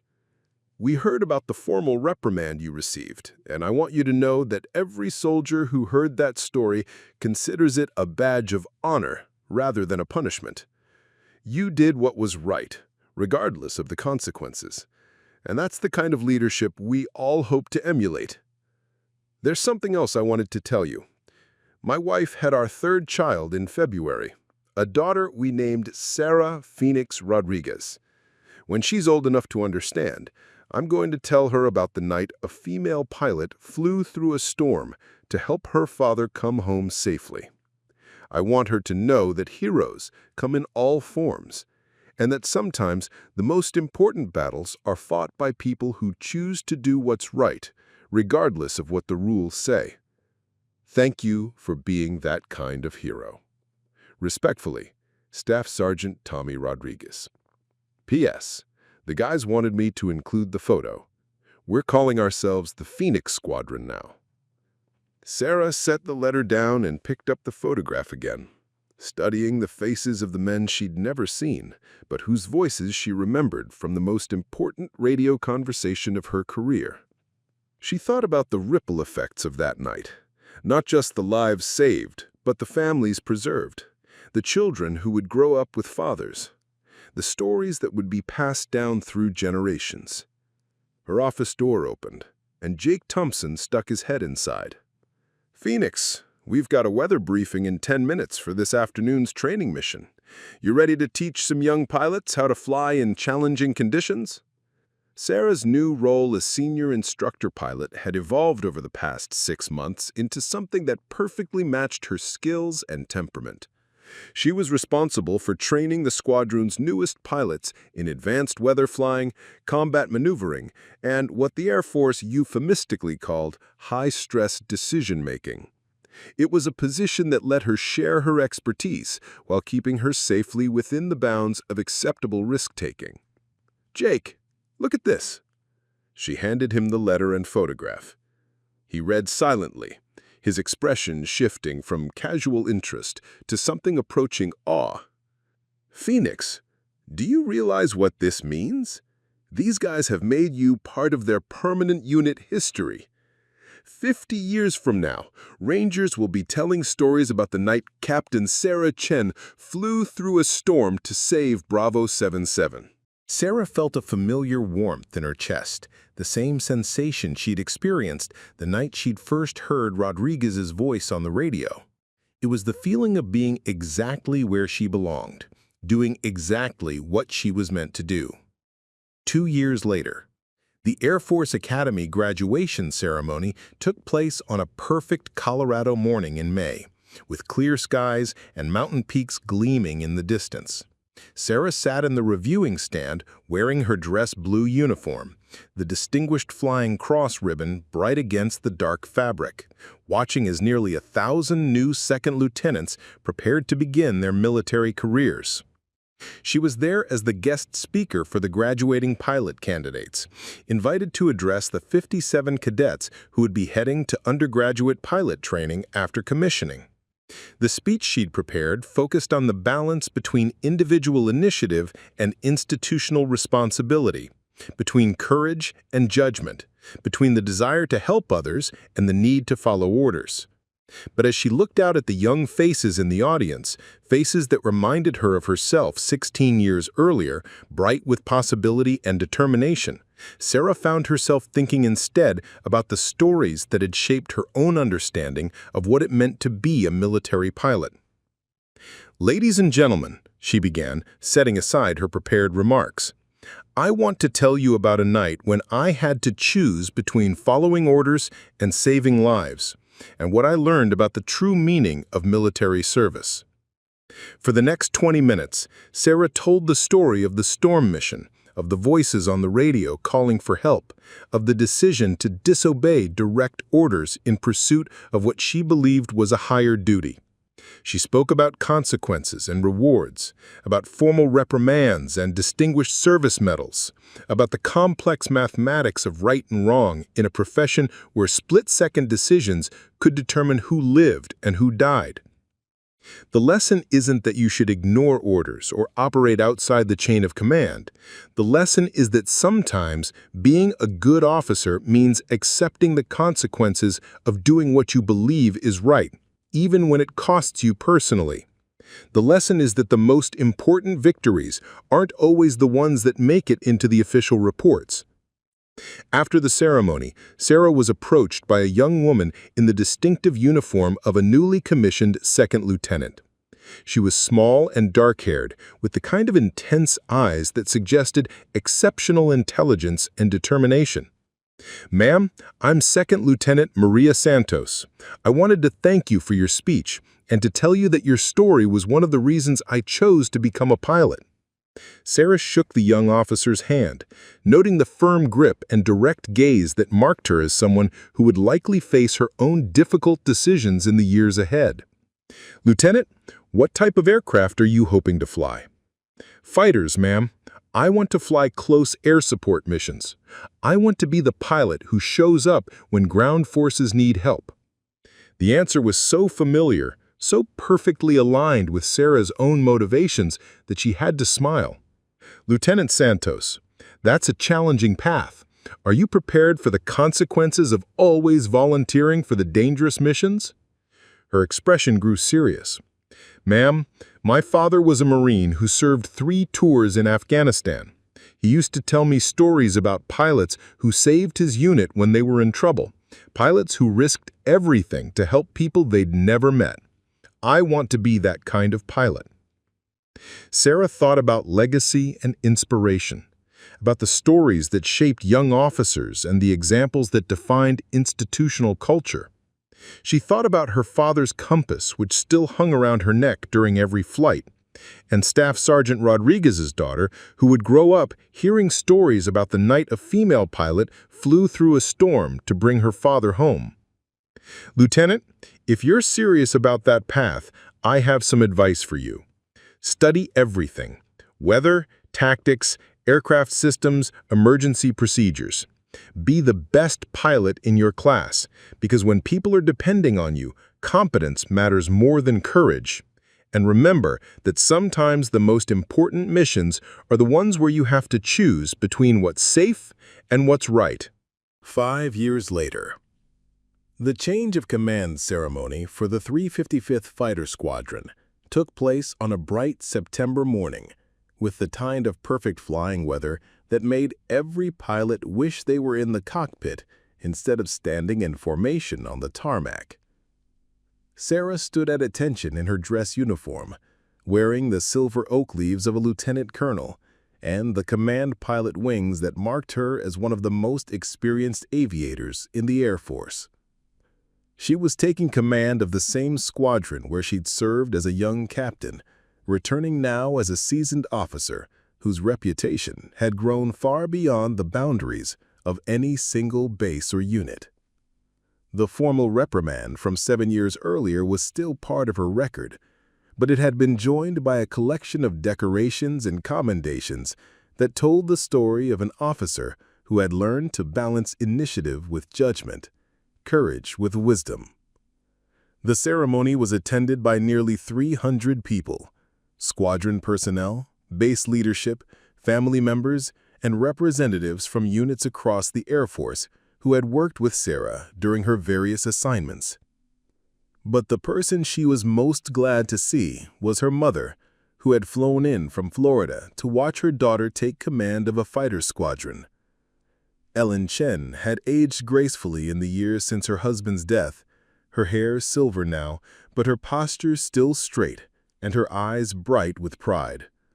She wore a simple blue dress and a pin shaped like pilot's wings, a gift from Sarah on the 20th anniversary of her father's death. "Ladies and gentlemen," announced the base commander, "it is my honor to present Lieutenant Colonel Sarah Chen, your new squadron commander. Colonel Chen brings to this position more than 15 years of distinguished service, including combat experience in 3 theaters of operation and a reputation as one of the finest pilot instructors in the Air Force."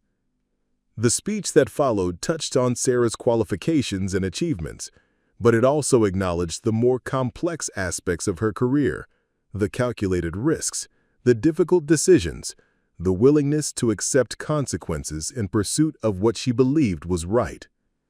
After the formal ceremony, Sarah addressed the squadron for the first time as their commander.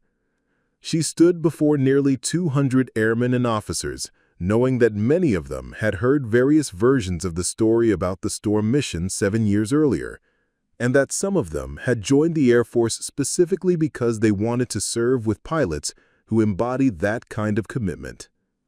"When I was a young captain, I learned that being a military pilot isn't just about flying airplanes or following orders or even completing missions successfully.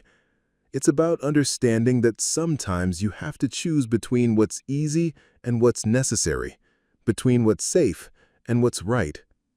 She spoke about the squadron's mission, about the importance of training and preparation, about the balance between individual excellence and team cohesion. But she also spoke about the responsibility that came with the ability to appear out of nowhere when people needed help, about the trust that ground forces placed in pilots who carried their lives in the cockpit of fast-moving aircraft. "This squadron has a proud tradition of answering the call when others can't or won't. That tradition doesn't change under my command. We will train harder, fly better, and be ready to respond when people need us most. And we will always remember that our duty is not just to the Air Force or to our country, but to every person who might someday hear the sound of our engines and know that help has arrived." After the ceremony, Sarah walked through the squadron building that had become as familiar as her childhood home. The walls were lined with photographs spanning decades of operations, pilots and aircraft from different eras, but all united by the common mission of providing close air support to ground forces in hostile territory. She paused at a new addition to the historical display, a photograph of her own damaged F-16 sitting on the runway after the storm mission 7 years earlier. Below it was a simple plaque That read, Captain Sarah Phoenix Chen, October 15, 2017. When they needed air support, she appeared through the storm. Sergeant Martinez, now the squadron's senior enlisted advisor, appeared at her elbow. His hair was grayer and his face more lined, but his eyes held the same mixture of pride and concern that had marked their relationship since her earliest days as a pilot. Ma'am, that picture gets more visitors than any other display in the building. Young airmen come by to look at it and ask questions about what really happened that night. What do you tell them, Martinez? The veteran crew chief smiled. I tell them the truth, ma'am. I tell them that sometimes the most important missions are the ones where you have to choose between regulations and doing what's right, and that the best officers are the ones who can live with the consequences of making that choice. 10 years later. Colonel Sarah Chen stood at the edge of the flight line at Nellis Air Force Base, watching the sun set over the Nevada desert while the last training flights of the day returned to base. The sound of jet engines had become the soundtrack of her life, as familiar and comforting as a heartbeat, and she could identify different aircraft types by their engine notes alone. At 39, she was now one of the senior fighter pilots in the Air Force, with a reputation that extended far beyond the boundaries of any single unit or command. She wore the silver eagles of a full colonel and served as the deputy commander of the Fighter Weapons School, the Air Force's premier institution for training elite pilots in advanced combat tactics. Her office was filled with mementos from nearly 2 decades of service. Photographs from various deployments, awards and decorations, letters from ground commanders who had worked with her pilots, and a small display case containing her father's compass alongside the Distinguished Flying Cross she had earned for the storm mission that had changed the trajectory of her career. But the item that meant the most to her was a simple wooden plaque that sat on her desk, hand-carved by a group of Army Rangers and presented to her 5 years earlier. It bore the inscription, "To Phoenix, when they needed air support, you appeared through the storm. From Bravo 77 and all who followed." The all who followed referred to something that had emerged organically over the years since the original mission, an informal network of pilots who had been inspired by Sarah's example to specialize in high-risk rescue and close air support operations. They called themselves the Phoenix Squadron, though no such unit existed on any official Air Force organizational chart. These pilots came from different bases and units, flew different aircraft, and served in different theaters of operation. But they shared a common commitment to being the ones who answered the call when conventional options had been exhausted, when weather or enemy action or mechanical failure had created situations that required exceptional skill and courage to resolve. Sarah's role had evolved from active participant to mentor and trainer, working with young pilots who wanted to develop the specialized skills needed for extreme weather flying, night operations, and combat rescue missions. She taught them not just the technical aspects of flying in dangerous conditions, but the psychological preparation needed to make life-and-death decisions under pressure. The hardest part, she would tell her students, isn't learning to fly in bad weather or navigate through hostile fire. The hardest part is learning to trust your judgment when that judgment might conflict with regulations or orders. The hardest part is accepting that sometimes being right means being in trouble.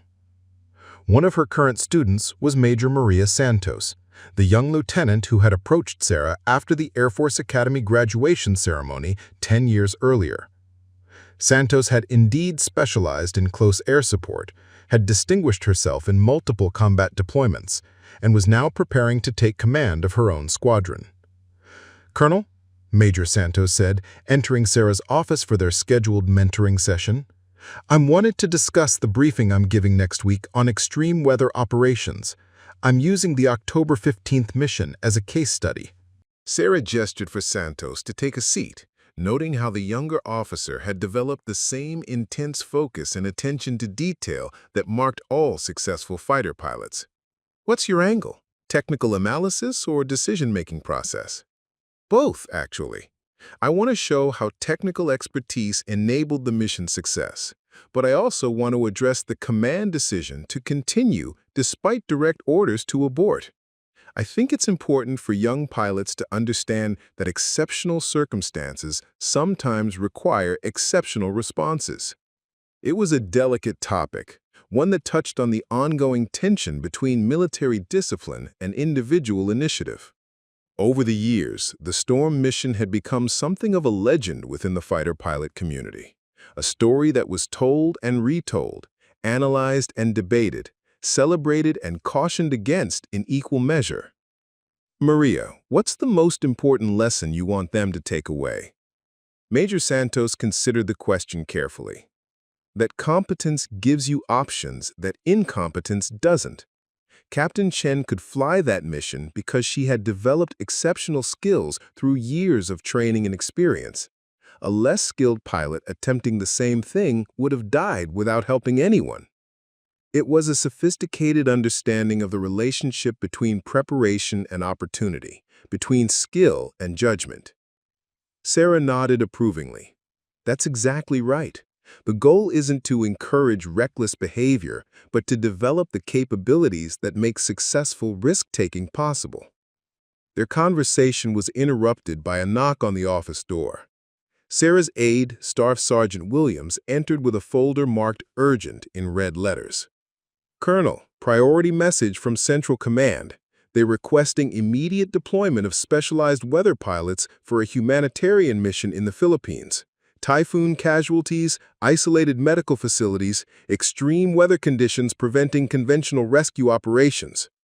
Sarah felt the familiar surge of adrenaline that always accompanied the possibility of a challenging mission.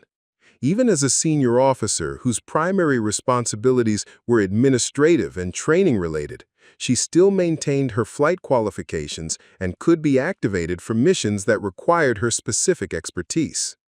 "How many pilots are they requesting, and what's the timeline?" 4 pilots with extreme weather qualifications, departure within 48 hours.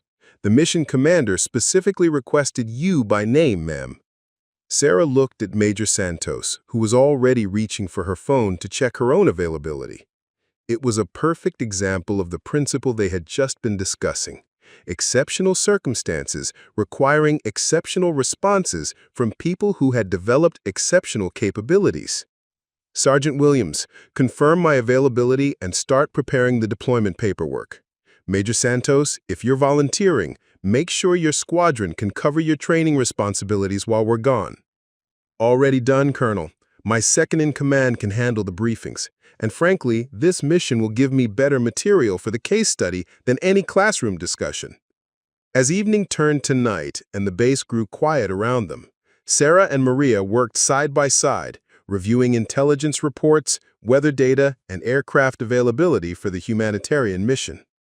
It was the kind of preparation that had become second nature over the years, the careful attention to detail that transformed dangerous operations into manageable risks.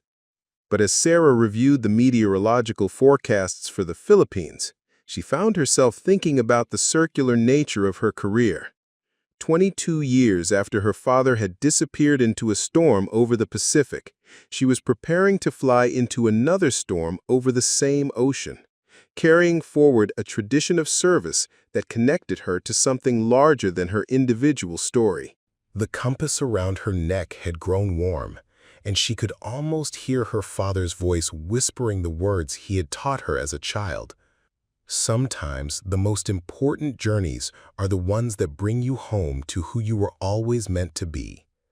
15 years later, Brigadier General Sarah Chen stood on the observation deck of the Pentagon, looking out over the Virginia landscape while considering the weight of the decision that lay before her. At 44, she had achieved a level of success that would have seemed impossible to the young captain who had flown through a storm to save 8 soldiers 17 years earlier. The promotion to general officer had come with assignment to the Pentagon, where she now served as the Director of Air Force Special Operations. Her office oversaw some of the most sensitive and dangerous missions conducted by American military forces, and her expertise in extreme weather operations had made her one of the go-to officers for situations that required unconventional solutions to seemingly impossible problems. But success at this level came with a price. The higher she rose in rank, the further she moved from the cockpit and the direct action that had always defined her sense of purpose. She still maintained her flight qualifications and occasionally flew training missions, but her primary role had become administrative and strategic rather than operational. The decision she faced was whether to accept an offer to become the next commander of Air Force Special Operations Command, a 3-star position that would make her one of the most senior officers in the Air Force, but would also effectively end her flying career. The alternative was to request assignment back to an operational unit, accepting the career limitation that would come with choosing mission over advancement. Her aide knocked on the office door, interrupting her contemplation. "General, you have a visitor. Colonel Rodriguez is here for your 1500 appointment." Sarah smiled at the name. Tommy Rodriguez had made the Army his career after the night she had saved his unit, rising through the ranks to become one of the service's most respected special operations commanders. His daughter, Sarah Phoenix Rodriguez, was now a senior at the Air Force Academy and hoping to follow in her namesake's footsteps as a pilot. "Tommy," Sarah said, embracing the man who had once been a voice in the darkness calling for help. "It's good to see you. How's Phoenix doing at the academy?" Colonel Rodriguez grinned with the pride of a father whose daughter was exceeding every expectation. "She's graduating number 3 in her class and already has orders for pilot training. She wants to fly fighters and specifically requested an assignment to a close air support squadron." Following in the family tradition of calling for air support or providing it? Both, I think. She's heard the story of October 15th so many times that she probably knows it better than we do. But she's also developed her own understanding of what it means to serve others, regardless of the personal cost. They talked for an hour about family, career, and the changes that had transformed the military over the nearly 2 decades since their first encounter. Rodriguez had commanded special operations units in multiple theaters, had earned his own collection of decorations and combat awards, and had built a reputation as an officer who could be trusted with the most difficult missions. "Sarah," he said as their meeting drew to a close, "I heard about the offer to command AFSOC. That's an incredible opportunity, and you'd be perfect for the job. But I also heard that you're considering turning it down to go back to flying." I nodded, appreciating the directness that had always characterized Rodriguez's communication style. "Tommy, I've been thinking about legacy and what really matters. I can influence more people and shape more policy as a 3-star general, but I can't save individual lives from behind a desk in the Pentagon. Can I tell you something?" Rodriguez leaned forward in his chair, his expression serious. "The night you flew through that storm to help us, you didn't just save 8 soldiers. You started something that's been growing ever since. Do you know how many pilots have been inspired by your example? How many people are alive today because young officers heard your story and decided to specialize in high-risk rescue operations?" Sarah had heard similar comments over the years, but coming from Rodriguez, they carried special weight. He had been there in the valley, had heard her voice on the radio when hope was almost gone, had lived through the experience that had become the defining moment of both their careers. "The decision you're facing isn't about whether to fly or not to fly," Rodriguez continued. "It's about how you can best serve the institution that made you who you are. And I think that institution needs senior leaders who understand what it means to risk everything to help others." That evening, Sarah walked through Arlington National Cemetery, stopping at Section 60, where the newest graves held the remains of service members who had died in recent conflicts. She found the headstone she was looking for. Captain Michael Walsh, United States Army, 1995-2019. He was the younger brother of the firefighter who had thanked Sarah after the storm mission, and he had been killed by an improvised explosive device while serving with a special operations unit in Syria. Next to his grave was a small American flag and a handwritten note. "Thank you for answering the call. From Phoenix Squadron." Sarah knelt beside the headstone, thinking about the mathematics of service and sacrifice, about the invisible connections that linked one generation of warriors to the next. Captain Walsh had died doing the same kind of dangerous work that had defined her own career, but his sacrifice had been made possible, in part, by the training and inspiration he had received from officers who had been shaped by her example. As she stood to leave, Sarah made her decision. She would accept the 3-star position and the responsibility that came with shaping the future of Air Force Special Operations, but she would also find ways to stay connected to the operational mission, to continue mentoring young pilots, and to ensure that the spirit of the Phoenix Squadron lived on in the next generation of officers. 20 years later, Lieutenant General Sarah Chen sat in the back pew of the Air Force Academy Chapel, watching her goddaughter graduate from the same institution where she had spoken 20 years earlier. Second Lieutenant Sarah Phoenix Rodriguez stood with her classmates, bright with the same mixture of determination and possibility that had marked Sarah's own commissioning ceremony decades before. The chapel was the same one where Sarah had spent quiet moments before difficult missions, where she had wrestled with questions about duty and sacrifice, where she had tried to make sense of the path that had led from her father's death to her own career as a pilot and leader. The colored light filtering through stained glass windows seemed unchanged, though everything else about her life had been transformed by the years between. At 49, Sarah commanded Air Force Special Operations Command and was responsible for some of the most sensitive missions conducted by American forces around the world. Her hair was silver now, her face lined by years of responsibility and decision-making, but her eyes held the same intensity that had marked her as a young pilot willing to fly through storms to save people. The ceremony concluded with the traditional hat toss, hundreds of newly commissioned officers hurling their cadet caps into the air while jets from the Thunderbirds demonstration team roared overhead in salute. Sarah watched Phoenix Rodriguez embrace her parents, her young face radiant with pride and anticipation for the challenges ahead. After the ceremony, the 3 generations gathered for photographs and conversation. Tommy Rodriguez, now a retired colonel working as a defense contractor, stood beside his wife and daughter with the satisfaction of a man whose family had carried forward a tradition of service. His daughter wore the gold bars of a second lieutenant and pilot wings that had been pinned on by Sarah herself during a private ceremony that morning. "General Chen," she said, using the formal address that protocol required in public settings, "I want you to know that I've been assigned to the 355th Fighter Squadron at Davis-Monthan Air Force Base. It's the same unit where you served as a young captain." Sarah smiled at the symmetry. The 355th had become something of a pilgrimage site for young pilots who wanted to understand the legacy of the Phoenix Squadron. The display case, containing photographs and artifacts from the October 15th mission, had grown over the years to include items from dozens of similar operations, each representing a moment when pilots had chosen courage over caution, service over safety. "Phoenix? That's a fine unit with a proud tradition. What type of aircraft will you be flying?"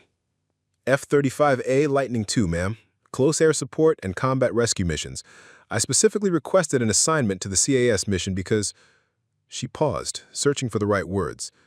"Because I want to be the pilot who shows up when ground forces need help." The phrase was almost identical to what Sarah had said to her own commanding officers decades earlier when she was a young pilot trying to understand her place in the larger mission of military aviation. It was evidence of how stories and traditions passed from one generation to the next, how individual examples became institutional memory. That evening, Sarah returned to her hotel room and opened her laptop to write the speech she would deliver the next morning at the Air Force Academy's Leadership Symposium. The topic was legacy leadership, how individual actions shape institutional culture. And she had been asked to address the question of how single moments of decision could influence the direction of entire careers and organizations. As she began to write, Sarah found herself thinking about the circular nature of time and influence, about how the choices made by one generation created the context for the choices faced by the next. She thought about her father's decision to fly into a storm 33 years earlier, about her own decision to disobey orders 17 years later, about Phoenix Rodriguez's decision to follow in their footsteps. The speech she wrote that night would become one of the most widely quoted addresses in Air Force Academy history, a meditation on courage and consequence that would be studied by leadership students for decades to come. But its core message was simple. The most important legacy any leader could leave was the example of choosing to do what was right, regardless of the personal cost. The question isn't whether you will face moments when duty conflicts with convenience, when doing right conflicts with doing well, she wrote. The question is whether you will have developed the character and competence needed to make the right choice when that moment arrives. As dawn broke over the Colorado mountains, Sarah closed her laptop and prepared for another day of service to an institution that had shaped her life and given her the opportunity to shape others. Outside her window, the first training flights of the day were taking off from the Academy airfield, carrying young pilots toward futures that would be defined by choices not yet made, missions not yet flown, storms not yet navigated. But Sarah knew that somewhere among those young pilots were the next generation of officers who would carry forward the tradition that connected her to her father, Phoenix Rodriguez to her parents, and all of them to the larger story of service and sacrifice that defined military aviation. The Phoenix Squadron lived on, not as an official unit or formal organization, but as an idea that transcended individual careers and organizational boundaries. It lived in the heart of every pilot who understood that sometimes the most important flights were the ones that required choosing between what was safe and what was necessary, between following orders and saving lives. And in that understanding, Sarah found the peace that had eluded her for most of her career, the knowledge that her father's legacy had been preserved not in stone monuments or official records, but in the actions of pilots who continued to appear through storms when people needed help the most. Final scene, 30 years later. The memorial service was held on a perfect October morning at Arlington National Cemetery, with clear skies and autumn leaves painting the landscape in shades of gold and crimson. General Sarah Chen had died peacefully in her sleep at the age of 74, having served 46 years in the Air Force and risen to become the first woman to serve as Chief of Staff of the service. The gathering included hundreds of people whose lives had been touched by her example. Fellow pilots, ground troops who had been saved by close air support missions, students who had learned from her teaching, and family members who had been shaped by her dedication to service. The ceremony was conducted with full military honors, including a flyover by F-35 Lightning II aircraft from the 355th Fighter Squadron. Colonel Sarah Phoenix Rodriguez, now the commanding officer of that same squadron, delivered the eulogy. At 50, she had become one of the Air Force's most respected leaders, following a career path that had taken her from close air support missions to test pilot duties to command positions that increasingly resembled those held by her namesake. General Chen taught us that leadership isn't about the rank you wear or the position you hold, Rodriguez said, her voice carrying clearly across the assembled mourners. Leadership is about the example you set when faced with impossible choices, about the courage to do what's right regardless of the consequences, about the willingness to fly through storms when people need help. The story she told was familiar to everyone present. The night 30 years earlier when a young captain had disobeyed direct orders to save 8 trapped soldiers, beginning a tradition of service that had influenced thousands of careers and saved countless lives. But Rodriguez added details that had never been part of the official record, stories that General Chen had shared during private mentoring sessions about doubt and fear, about the weight of responsibility, about the price of choosing duty over safety. She never claimed to be a hero, Rodriguez continued. She simply said that she was a pilot who had been in the right place at the right time with the right training to help people who needed it. But what made her special wasn't just her skill or courage, it was her understanding that every action creates ripples that extend far beyond what we can see. The proof of those ripples surrounded the gravesite. In the front row sat Maria Santos, now a retired general who had spent her career training pilots in extreme weather operations. Behind her were dozens of other officers who had been mentored by General Chen, each of whom had gone on to mentor others in the traditions of the Phoenix Squadron. The informal organization had grown over the decades to include pilots from multiple services and allied nations, all united by the understanding that sometimes the most important missions were the ones that required exceptional skill and courage to complete. They wore no special insignia, claimed no official recognition, but they shared a common commitment to being the ones who answered the call when conventional options had been exhausted. As the assembled mourners began to disperse, Rodriguez found herself standing beside Tommy Rodriguez, her father, now 85 years old but still sharp-eyed and straight-backed. They looked together at the simple headstone that would mark General Chen's final resting place, reading the inscription that had been chosen by her family: Sarah Chen, daughter, pilot, leader. When they needed air support, she appeared through the storm. "Dad," Rodriguez said quietly, "do you think she knew? Do you think she understood how many people she influenced? How many lives were saved because of her example?" The older Rodriguez considered the question, thinking back to that night 30 years earlier when a voice on the radio had promised help and delivered salvation. "I think she knew that every choice matters, every mission counts, every person saved creates the possibility of saving someone else, and I think that was enough for her." As father and daughter walked together through Arlington's quiet paths, surrounded by the graves of thousands of service members who had made similar choices in their own times and circumstances, the sound of jet engines echoed overhead. A single F-35 Lightning II flew a missing man formation, the empty space in the diamond pattern serving as a reminder that some flights end not in landing, but in transcendence. The pilot of that aircraft was Second Lieutenant James Chen Martinez, General Chen's great-nephew, beginning his own career as a close air support pilot with the 355th Fighter Squadron. In his flight suit pocket, he carried a compass that belonged to his great-great-grandfather, passed down through 3 generations of pilots who had learned that sometimes the most important journeys were the ones that brought you home to who you were always meant to be.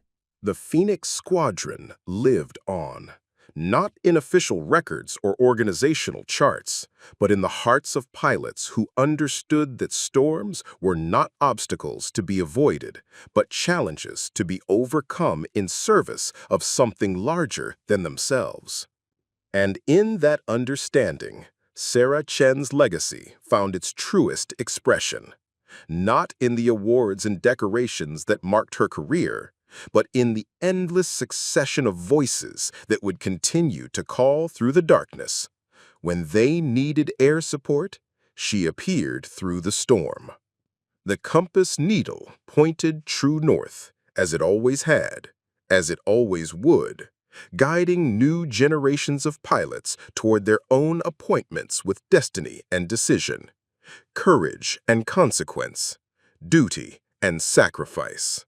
The storm had long since passed, but its memory lived on in every pilot who chose to fly toward danger rather than away from it, toward service rather than safety, toward the sound of voices calling for help in the darkness. And somewhere in the mathematics of legacy and inspiration, in the invisible connections that linked one act of courage to countless others, Sarah Chen's father smiled and whispered the words he had taught her as a child. "The sky belongs to those brave enough to claim it, and the greatest victories are won by those who fight not for themselves, but for the people counting on them to come home." Preparing and narrating this type of story took us long efforts and hard work. So if you are enjoying the story, please consider subscribing to our channel.